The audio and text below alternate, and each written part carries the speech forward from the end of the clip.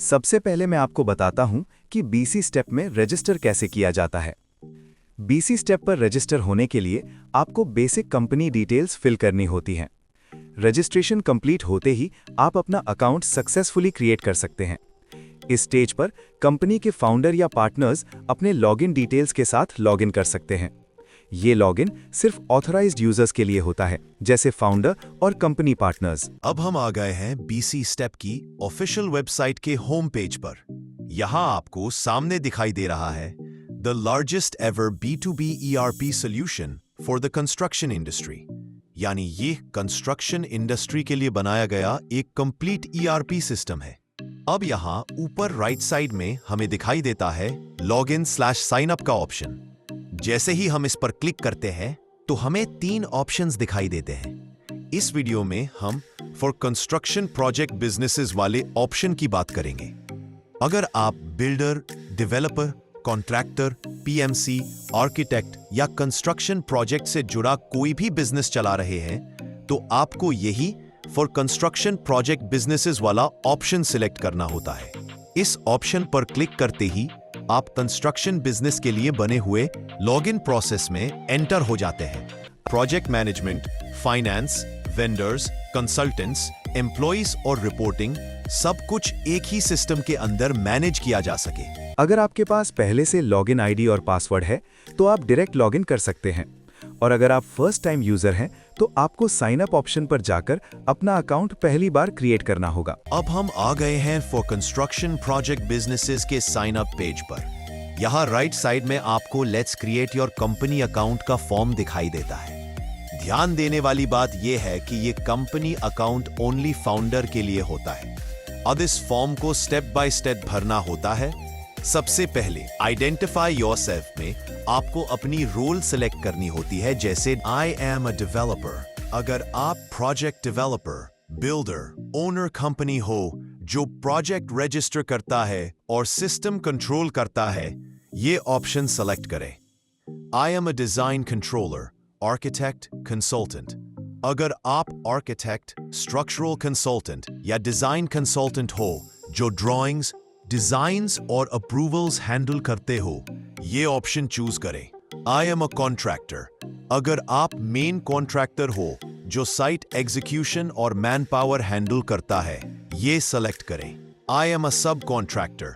अगर आप कॉन्ट्रैक्टर के अंडर काम करने वाले वेंडर हो, जैसे प्लम्बिंग, इलेक्ट्रिकल, सिविल सब वर्क, ये ऑप्शन सेलेक्ट करें।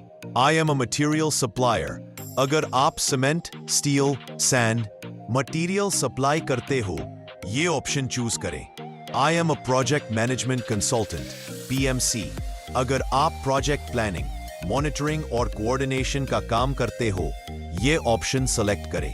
I am a bank, financial institute. अगर आप लोन, फाइनेंस या फंडिंग रिलेटेड इंस्टीट्यूट से हो, ये ऑप्शन चूज करें। I am a chartered accountant.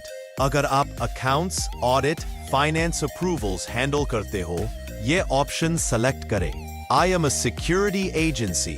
अगर आप साइट सिक्योरिटी सर्विसेज प्रोवाइड करते हो, ये ऑप्शन चूज करें। I am a housekeeping founder. अगर आप हाउसकीपिंग और क्लीनिंग सर्विसेज कंपनी हो, ये ऑप्शन सेलेक्ट करें। हम यहाँ पर सिलेक्ट कर देते हैं आई एम अ डेवलपर। उसके बाद नेम ऑफ योर कंपनी में अपनी कंपनी का नाम एंटर करना होता है। नेक्स्ट, सिलेक्ट योर टाइटल में मिस्टर, मिसेस या जो भी एप्लीकेबल हो सेलेक्ट करते हैं। अब पर्सनल डिटेल्स भरते हैं। First name, last name, mobile number. इसके बाद ईमेल आईडी डालनी होती है। यही ईमेल आगे चलकर आपका यूजर नेम बन जाता है। अब सिक्योरिटी के लिए पासवर्ड डालते हैं और कंफर्म पासवर्ड में वही पासवर्ड दोबारा एंटर करते हैं। सारी डिटेल्स सही से फिल करने के बाद नीचे दिए गए सबमिट बटन पर क्लिक कर दिया जाता है। सबमिट करने के बाद हमारे सामने OTP वेरिफिकेशन का फॉर्म ओपन हो जाता है। यहाँ पर हमें जो ईमेल आईडी और मोबाइल नंबर हमने साइन अप करते वक्त डाला था, उस पर एक OTP भेज दिया गया है। वो OTP हम यहाँ पर एंटर कर देंगे और वेरीफाई के बटन पर यहाँ पर हम क्लिक कर देंगे। हमारे सामने और एक OTP वेरिफिकेशन का टैब ओपन हो जाता है। इस स्क्रीन पर सिस्टम आपको वेलकम मैसेज दिखाता है और कंफर्म करता है कि आपने कंस्ट्रक्शन इंडस्ट्री के लिए बीसी स्टेप प्लेटफॉर्म पर सही डिसीजन लिया है। आपका BC step account successfully create हो चुका है। इसके बाद सिस्टम आपको इन्फॉर्म करता है कि आपकी रजिस्टर्ड मोबाइल नंबर पर लॉगिन क्रेडेंशियल्स यानी लॉगिन आईडी, पासवर्ड या रिलेटेड डिटेल्स भेज दी गई हैं। ये डिटेल्स आपको एसएमएस के माध्यम से रिसीव होंगी। अब आपको बस अपनी रजिस्टर्ड मोबाइल नंबर चेक करनी है। स्क्रीन के नीचे दिया हुआ go to login page button click करते ही आपको अपना डैशबोर्ड जो है वो दिख जाएगा, जिसमें आपने फॉर्म भरते वक्त जो इंफॉर्मेशन दी थी वो यहाँ पे आपको दिखाई देगी, जैसे कि कंपनी का नाम, कंपनी के ओनर का नाम, email ID, mobile number, company का सीआईएन नंबर आपको यहाँ पे एंटर करना होगा। इसके बाद कंपनी का पैन कार्ड नंबर, कंपनी का टीएएन नंबर, जीएसटी नंबर। इसके बाद जो फाउंडर का आधार कार्ड वाला पैन है वो पैन आपको यहाँ पे एंटर करना होगा। सो पैन कार्ड नंबर यहाँ पे आपने एंटर करना है और ये कंपलसरी है। वैलिड पैन नंबर आपने यहाँ पे डालना है, उसके अलावा ये एक्सेप्ट नहीं हो पाएगा। इसके बाद आपको अपना आधार कार्ड नंबर डालना है।